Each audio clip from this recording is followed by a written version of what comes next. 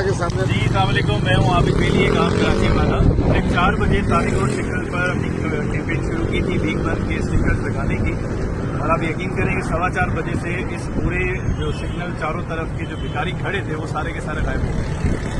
ये इतने खौफजदा होते हैं इन मामला की वजह से, क्योंकि ये करप्ट है, ये कुछ ना कुछ ऐसा गलत काम कर रहे थे जिसकी वजह से इस पे मजबूर हो गए। और हम जैसे ही अब जाएंगे, क्योंकि हमारा 4 से 6 का टाइम था, 6 बजे अब हम जाएंगे और अब आप देखिएगा कि सिग्नल पे कैसे दोबारा से आ जाते हैं।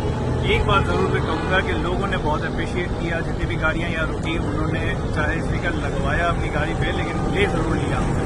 तो आप तमाम लोगों से दरख्वास्त है कि ये भीख बंद कैंपेन ये हमारी नहीं है, ये हम सब कराची वालों की है, और हमने इन तमाम प्रोफेशनल भिखारियों को यहाँ से बुलाना है ताकि हम उन सफेद पोश लोगों तक पहुँच सकें जो